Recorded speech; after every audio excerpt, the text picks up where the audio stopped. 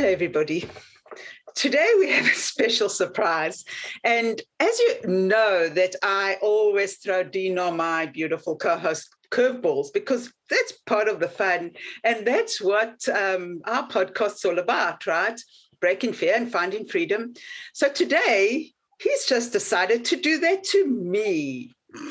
But hey, I don't have a clue what this is about. So I am going to hand it over to my beautiful co-host, Dino. Hey, Dino, Hello. how you doing? Hello, everybody out there. Welcome to Break Fear, Find Freedom. Beautiful day, beautiful guest. And so let me just kind of build up this stage for a second. So as some of you know, I'm not real big on social platforms and so forth, but recently I've gotten involved in it a lot more. There's this platform that I love, that I'm part of, Sober Motivation. I've mentioned it before. And it's a nation of recovering addicts, in recovery, about to be in recovery, people with doubts, people with questions, and everybody shares. It's a great support mechanism. It's grown. We've grown from, what I was normally saying, 16,000 to about 28, 29,000 at this time. So congratulations, everybody out there in the sober army. But this isn't necessarily one of those shows. What I wanted to explain is that our guest, Jamie, I met on Sober Motivation on the platform, and we kind of followed each other as people do, people with a regular posts and something inspiring, something helpful. And somehow we also became Facebook friends. And that's the extent of it, until one day she put up a post that just kind of struck me. And the post was about awareness for mental illness and health issues like that. I'm a big believer that this COVID pandemic, even without COVID, but COVID, I think, brought it to the forefront, right? The effects of the depression, of the isolation, of the anxiety, I don't believe have even been measured yet. I really believe. How do I know? I don't know. I just feel it. But, it is a big thing. It is a big deal. A lot of people go through their entire life not understanding that they're even suffering from depression or anxiety. They're misdiagnosed or not diagnosed at all. Yeah. So something made me reach out to Jamie and basically just offer, like, hey, you don't know me, I'm not a weirdo, but would you like to come on our podcast? Because I really feel you have something to say. And at first, like, there's a completely normal response is, let me think about it. But thankfully, the next day, she came back and messaged me that, yeah, okay, I'll do it. Real trooper. And thank you for being here, Jamie. Welcome. Yeah, thank you. So I'm going to open it. I'm going to open it up if you want to explain a little bit about yourself and where you are, and lead it up to that post, if you don't mind. Okay. Yeah. So a little bit about myself. I have been an addict since my early 20s, I'd say, is kind of when I started. So well over 10 years, maybe almost 15 years now, I've been battling with that. I have come to find that during my own personal work on myself, that my addiction stemmed from childhood trauma and depression and anxiety that I was trying to self-medicate. I was just trying to feel better, but I was doing it in the wrong way. So fortunately, I am clean and sober now. Congratulations. I have been doing a lot of work on myself, and I've gotten myself to a place where I can understand what's going on with myself and kind of cope with it better. And the post you were talking about, I kind of got the idea for it months ago. I was dealing with some really bad anxiety and like self-isolation and not feeling very great. And like the sober motivation group that Dino and I are both part of, I'm part of some other groups on Facebook that are for mental health support. And I, again, was, going through a lot of anxiety and having some panic attacks and just not feeling great. So I know that it was time for me to reach out and, seek connection with somebody else. So I threw something out on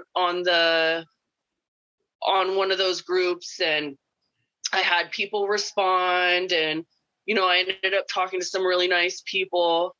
And, weeks later, I'm scrolling through and I see a lot of people are doing the same thing. They're, reaching out, needing connection with somebody in their darkest moments.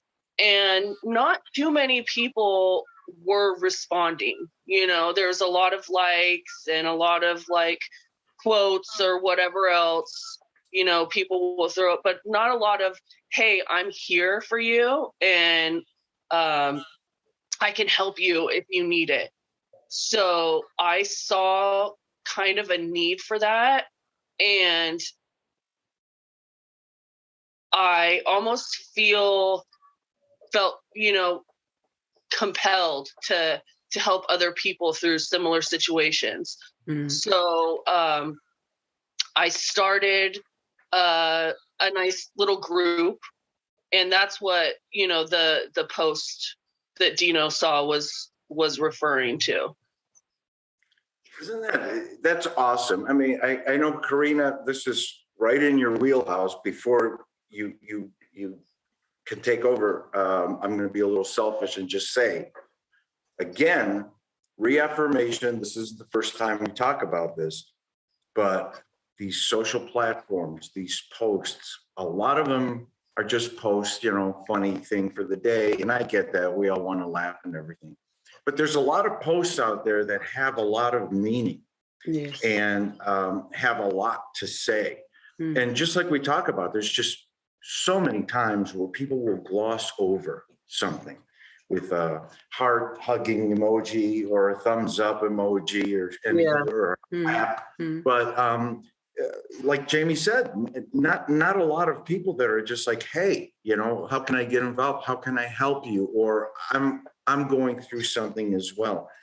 And it just makes me so happy to see that somebody is actually compelled to reach out and just offer a platform. We're going to have the platform on the show segment too, by the way, just so you know. So we're going to push that. But I think that's amazing. Yes. Karina? Yes. You're bubbling. Yes. You can't wait. I know that is amazing. But I must also just go back and say how it's difficult for a lot of people, because there's that fear that stops you all the time. So there's always that fear of judgment or whatever. So even though a lot of times from my perspective, although what I've seen now is that a lot of people are afraid to actually reach out and say, hey, I can help you, or hey, can you help me? So the thing that you actually had the courage to say, hey, come on, I need your help, please, can you help me, is already quite amazing, because it's so difficult to do. Like at what point did you get to what happened to just switch that over and say, hey, you know what, I can't do this on my own anymore, please, can you help me? I think a lot of doing the same thing over and over again and failing.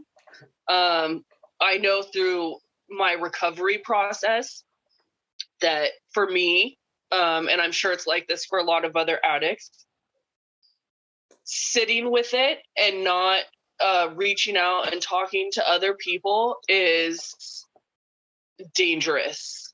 You can't live with stuff like that. Just, you can't take it on. You can't carry all of that by yourself. So I think that that, you know, kind of, you know, started my way of thinking on that process. But you're right. People aren't comfortable talking about, you know, their mental health. Especially, I think, and addiction. You know, it's such a shamed subject. I feel like, you know, not for everybody, but I think as addicts, you know, it's uncomfortable to talk about. You don't want people to know.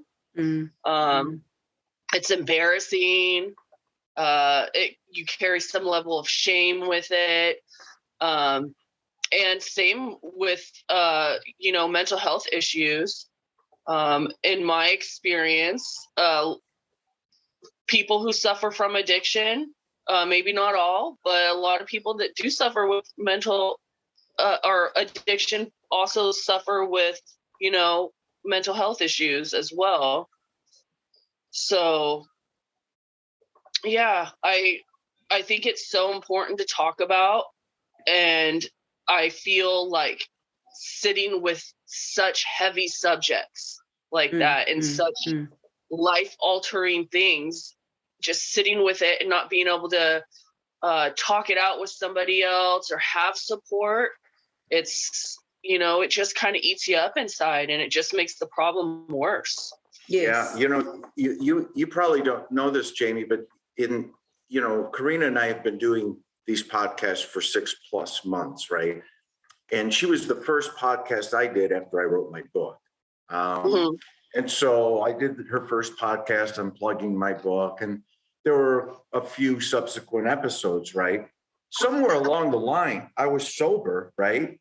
Wrote a book. I'm promoting the book, but still in isolation because the pandemic was still in full, you know, blown thing. And I just got anxiety, you know, and it's funny. There's somebody else, another friend out there who has a podcast called You're Sober, Now What? And that's kind of how I felt. Like, I'm sober, now what? What am I going to do with my life? I'm clean. How do clean people act? Am I going to hang around people? Am I going to be social? Am I going to have friends? Am I going to be remotely interesting?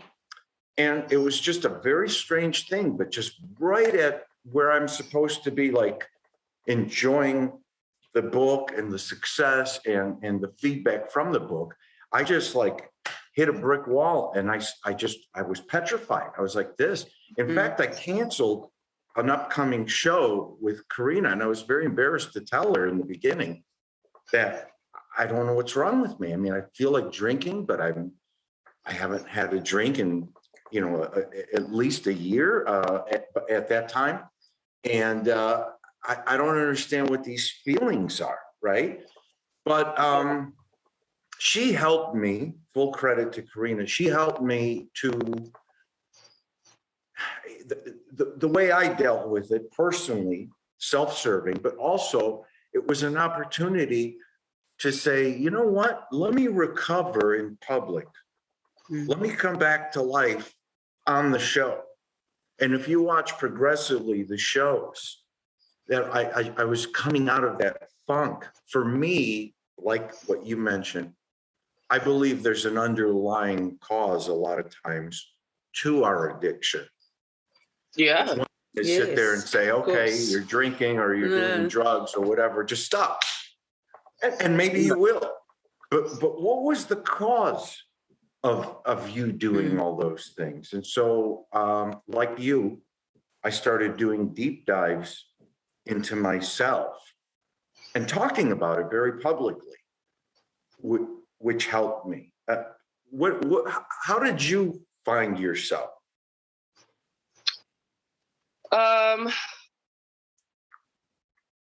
Through therapy. Honestly, I feel like maybe my journey is a little backwards. I didn't, get clean and then, start going to therapy and doing the work. I feel like I was going to therapy, and then I started to kind of untangle this it's kind of it's hard to describe. I feel like my emotions and the way I was feeling was like, I visualize it as like, it might sound weird, but as like a chain, a necklace that's tangled up, and you got to kind of pull it apart and figure out where this end is going and where that end is going. And I started that process, and I started to have those, okay, this is why I'm dealing with this, or this is why I'm feeling this way or that way. And honestly, I love my therapist to death. And it took me a while to find one that I actually really, could vibe with and really, talk to. But thank God I did, because she's, helped me so much. She's really, for me, I had to like understand my demons and what I was dealing with. I really had, like, I just felt like I was doing the same thing every day. I was just medicating feelings away every day. And then, you wake up the next day and it's still there. Your problems are still there, that those feelings are still there. So I just got tired of it. And I'm like, I need to understand it. Like, I want to understand my demons. I don't want to be scared of them anymore. I don't want to push them away. I need to know them inside and out. And I'm a lot better of a person for it now, honestly. Karina? Wow, I love that. And I love that visual. I can see that. And I think with, the addiction and coming into contact with people and experiencing it myself on many levels, it's such a beautiful visual, and it makes so much sense. The best thing about this is that you had the courage to go to face those monsters, to face those fears. And that's commendable, because obviously like we've always said, the addiction is a mask anyway, right? It's hiding those. It's hiding those. So how do you get to a point when you say enough is enough is enough? I've had enough of this addiction. What was that point when you said, you know what, it's enough. I don't want to live this life anymore. I don't want to be in this roller coaster that just continues all the time. When was that moment, and how did you define it? I don't think I can, pinpoint an exact, moment or memory I have of that.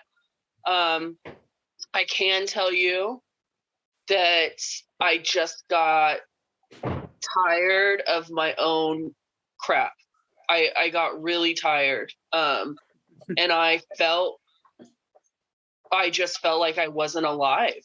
Like I would, wake up in the morning and I would, just be so unhappy and, not excited to be up and living life. And, I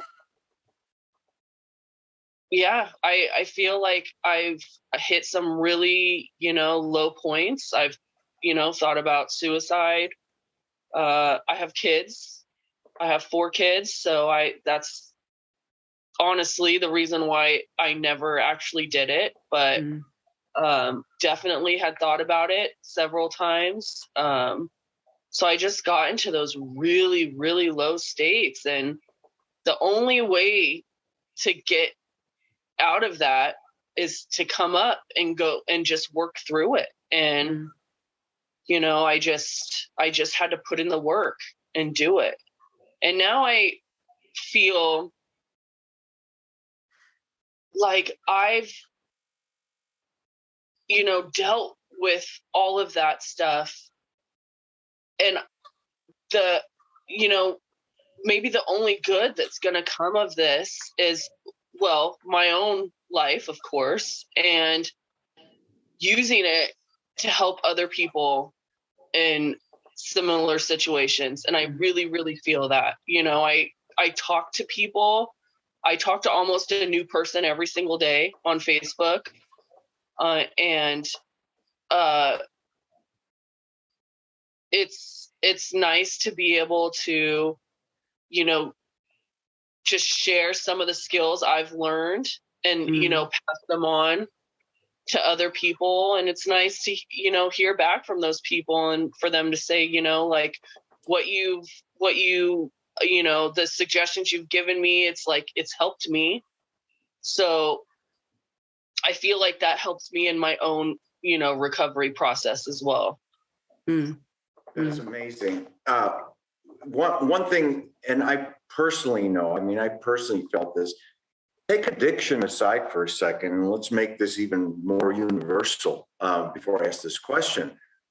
Depression, you don't have to be on drugs or alcohol to suffer depression. You could be completely sober and go through life and still suffer from depression. And one of the things that happened to me, and I guess, I mean, I didn't know if it was common or not, but it happened to me, is your brain is racing when you're feeling anxiety or you're feeling depressed.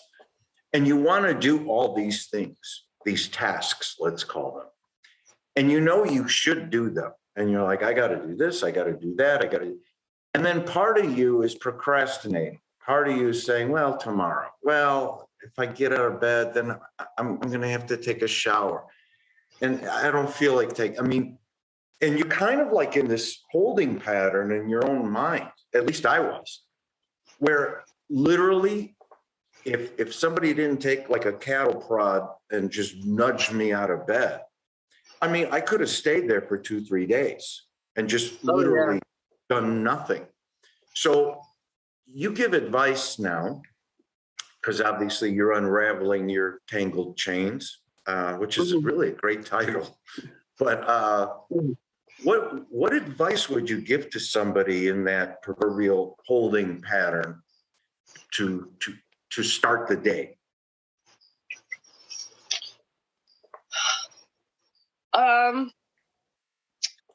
I think my advice would be to not fight it, honestly.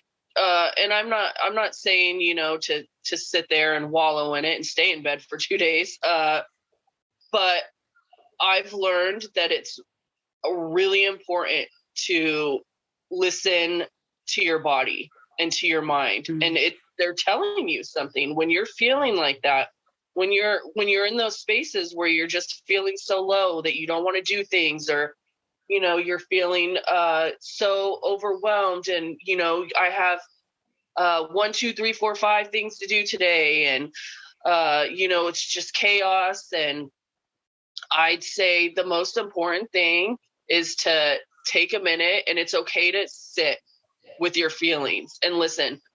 I feel, for me personally, and a lot of people probably, when we feel like that, kind of fighting against it makes it worse. A lot for me, and, you know, other people that I've talked to, they kind of beat themselves up. They kind of beat themselves up for feeling like that. And I think that it's important to just sit with your feelings, with your emotions in that time, and your body's trying to tell you something. Maybe you're overloaded. You have too much going on, you know, like maybe you need to take some things off your plate for the day. If you're feeling really sad or down, you know, there's a piece of you that needs some extra self-care for the day. Maybe you do something nice for yourself for that day. Ignoring it just, you know, makes it worse. Telling yourself you have to do this or you have to do that just, you know, kind of makes it worse. You gotta really listen. You got to take care of yourself and understand what your mind is trying to tell you. Okay. Another question. I'm bubbling with questions because just because, I mean, I personally went through it, and I don't know about anybody else. So I'm just going to tell you about me. The hardest thing for somebody like me to grasp is that, hey, I'm feeling like this. Okay, there's something wrong, like you said.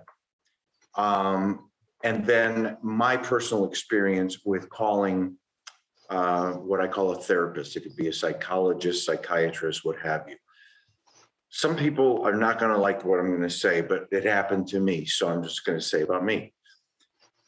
I reached out and was assigned a psychiatrist who I'm sure comes with all the qualifications, credentials, and everything's great. But what I found with that experience, not getting into the private stuff, but it was more prescribing medication for me. And then I'll see you back in a couple of weeks, and then my doses go up. And how are you feeling on the med? I'm like, well, I want to talk about my problems. Well, we'll get to that. First, we got to stabilize you. And so let's up your medication. And for me, I found that I was so over medicated that I was just, I mean, honestly, at that point, I felt like throwing away the pills and just drinking again. It's just, I mean, at least the drink was in my wheelhouse. I'm just like, I can't go through life, feeling like a zombie. And I'm not knocking medication, or I'm just saying for me, it's really hard to, number one, identify and acknowledge that you do have an issue with depression or anxiety. Number two, let alone seek out professional help, which I am a firm believer of. I mean, if you need the professional help, I mean, don't self-soothe, self-medicate, and self-analyze. I mean, if you need that extra therapy. But how do you feel about the subject? I mean, with a regular person that says, I don't feel right. I don't feel like doing stuff. I feel like I'm lazy. I feel like I'm sluggish, but I don't know why. Maybe I should go talk to a therapist, and hopefully they'll give me medication that'll make me feel better.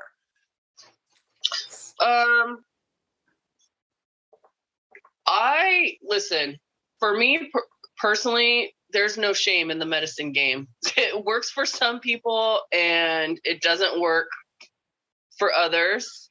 I personally take medication. And for me personally, it helps tremendously.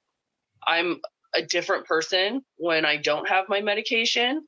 I didn't start off with medication. That wasn't my first go-to. First I did the therapy aspect of it. And, when that wasn't, after a while, when that wasn't like, helping all that we felt it should, then I said, okay, I'm going to try this. And I went into it, with an open mind, and I said, okay, if it, I'll give it a little bit. And if it makes me feel worse, then I'm not going to do it anymore. It's not for everybody. Taking medication for stuff like that is not for everybody. So I can see that. I've talked to people who have taken medication, they hated it and they didn't like the way it made them feel. And, it's also the medication, sometimes it's tricky. You got to kind of play with it and try different ones or different dosages. And, but I say, hey, if it works, whatever works for you, you should do it. Good advice. Karina? Can I throw a spanner in the works? So you're going through, and this is my opinion, okay? I'm not knocking anybody. I'm not knocking psychiatrists, psychologists. I'm just doing a disclaimer right now because it's going to be a bit of a, and I'm not knocking a recovery or what people, everyone's got a different journey, okay? Everyone's journey is different and everyone chooses the path they need to choose to go to get to sober or to get to where they need to go, okay? just a disclaimer. But what I'm saying is that you're going through your sober, so you're getting rid of your addiction to alcohol, drugs, or whatever it is, illegal, right? So are you not just replacing it, right? So you're getting rid of the alcohol and the drugs, but aren't you just replacing it with legal drugs? Just my thoughts, because I'm thinking, and like I said, this is my opinion, this is what I've experienced working with my clients, right? It's almost a replacement. So if you really get to the source of your addiction, do you really need those drugs, those legal drugs? I'm just throwing it out there. Like I said, it's a disclaimer. What are your thoughts on that?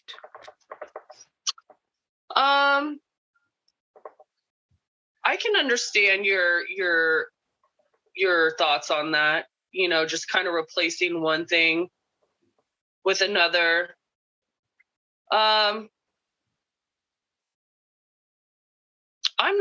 not sure. I kind of think that maybe for me, I used illegal drugs for so long that maybe it kind of altered my brain chemistry. Mm-hmm. And I need something that will kind of level me out. Mm-hmm. But you know, I don't know that I personally look at it in that way of, I don't feel as though it's an addiction. You know, I'm not itching for it. You know, I'm not, you know, oh, when can I take my next Lexapro? That's a good point. That's a good point. I'm not counting down the minutes until I can, you know, have another pill or anything. It's just, man, some people, we're not leveled here, and sometimes you need a little bit of extra help. And just to let you know, I mean, the prescriptions that were offered to me, I was fully prepared, you know, because everybody was saying, well, you're taking this medication, is it for short term? And I was saying, does it matter? I mean, if it gets me to where I need to be, how I need to feel, I guess. I don't care if it's a lifelong thing. I didn't care if it was a short-term thing. It's not that I fought it, right? It was that it just, like you mentioned before, it didn't make me feel right. It made me feel like so out of the loop and in the fog that it was just another fog. And maybe that's what Karina is talking about. However, there are people like what you're describing is when you take it, you're not necessarily foggy, but it balances you. Something that may be missing, you know, I mean, mental illness, anxiety, depression, regardless of addiction, is just so huge of a topic. And I'm glad that we are talking about it. I mean, it's shared more, it's more common now than it used to be. I mean, if you were suffering from any one of the things I described, there was something that, you know, the loony bin, what they used to call it, and they put you in there, and their solution was shock therapy. You know what I mean? It's come such a long way, and still people are just learning. I think it's refreshing that you're offering your personal perspective and journey on this and not being afraid to talk about it. I think that your children thank you, as well as every single person that you touch each day. I think it's awesome. Congratulations. Thank you. Yes, I think so too, because I think most of the time what we need now is education. So we need more people like Jamie to go out and say, okay, you know what, I've survived this. look at me, I'm okay, you can be okay too. And there's nothing to be ashamed about. And we need to break all those stereotypes as well with addiction, with mental illness. The society as a whole must understand that these are just signs of a deeper problem. And if we can show the love and show the support for these people and find the source and educate and help people understand, I think we'd probably be a better society for that. What are your thoughts on that? Yeah, I agree.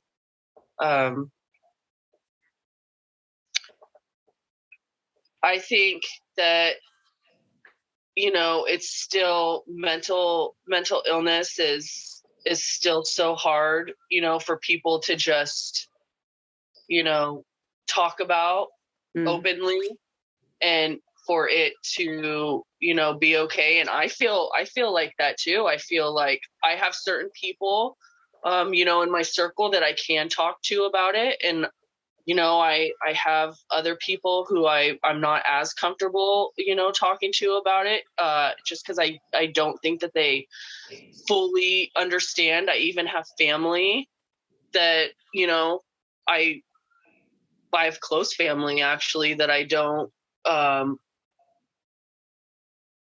fully feel comfortable talking to about it, because you know, they don't fully understand it, and they just think it's, you know, something I need to snap out of and get over. And, you know, it's just in your head. You need to have, you know, control of your mind. And, you know, for me, you know, my stuff goes, it just goes, you know, far back, childhood trauma. So yeah, I really feel like being able, you know, to have a place where you can talk about this type of stuff is really important. And that's why I love my group. What's the name of your group? How can people find you? I'll have to send you guys a link, but it's on Facebook. What's it called?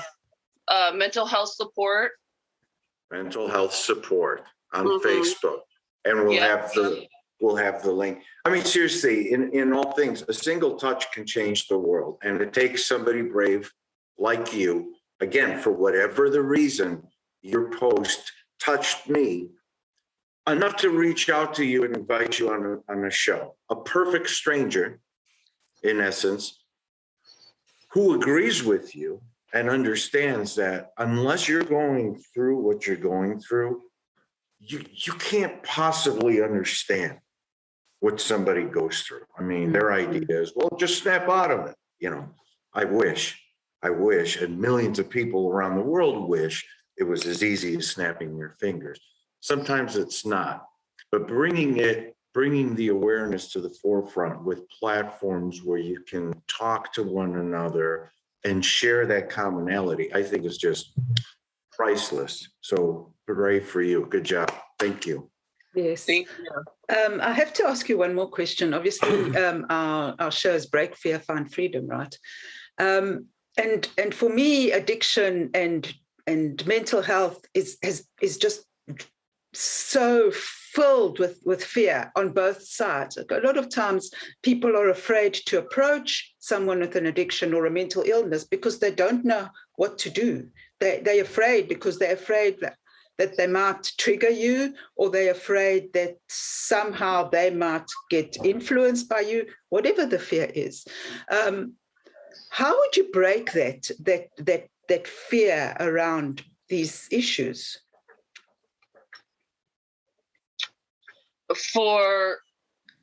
I'm not understanding the question. Well, how would you break? Because what we need to do is break these fears within the society, break these fears within the individual, so that what happens is that we can break those fears. And what we need now is communication between society, between the addicts, between the people with mental illness, so that we can, because a lot of people with mental illness also land up on the streets, for example.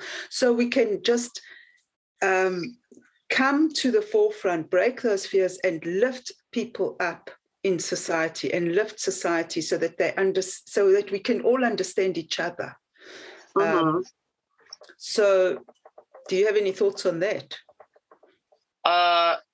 Yeah, I agree. I think that we all need to remember that we're just human, and to have compassion for one another, and, try to, put yourself in other people's shoes and understand, where people are coming from. I feel like if you come from a place of compassion, the way you view, things and the way you look at other people, is so much different when you do that. If I, looked at the homeless man on the corner and said, oh, you're probably just an addict and you can't get it together. And, if you got up and, tried and got a job and, got sober, you would make your situation better. But if you come at it from a place of compassion, and understand, this is a person who's probably struggling. This is a person, who's, probably battling inside and, needs a little bit of help. If you bring that compassion into things, I think the world would be a better place. And I think most importantly, if we bring that compassion to ourselves, the world is going to be a better place and you're going to be a better person. I think with my own struggles, and a lot of people, when they're struggling with mental health, they're struggling with addiction, there's a lot of, within yourself, not just from society, but within yourself, feeling a lot of anger. I'm not supposed to feel this way. I'm supposed to feel, normal, or I'm supposed to be, feeling happy every day. And I'm not supposed to need to take a drink to get through my day. I'm not supposed to, need whatever substance to get through my day. And we kind of get into this cycle where we have this, self-hate kind of going.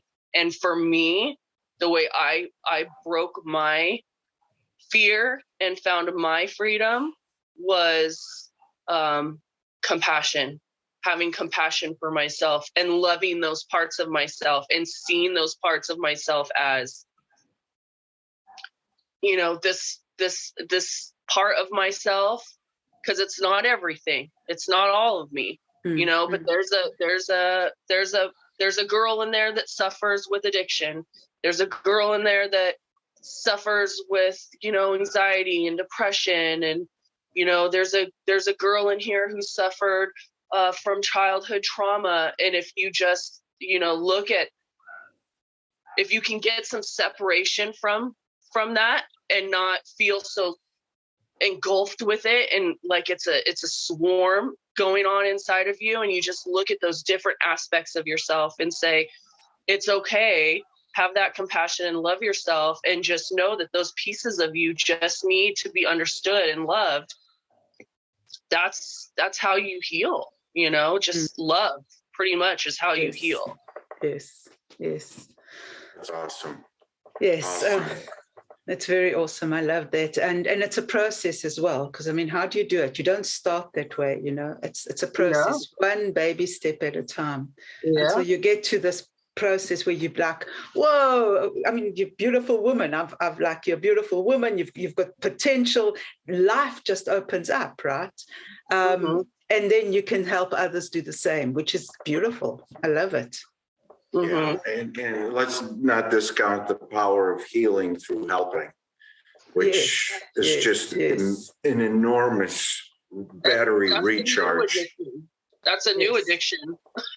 Yeah. Well, that's a good one to have. I'll be the first advocate of that one for sure. Jamie, thank you so much for shedding light on a subject that is sometimes uncomfortable, but you're very brave to share it and help change the world. I appreciate it. We'll have your link on how people can get in touch with you at the end of this segment. And by the way, she is also battling COVID right now, but as a trooper, she's on here doing her thing. So, props to you. Karina, always a pleasure. Break fear, find freedom. This was an awesome segment. We'll see you next time, guys. Bye-bye. Bye. Thank you, Dino. Thank you, Bye-bye. everybody. And thank you, Jamie. Bye. Thanks for having me.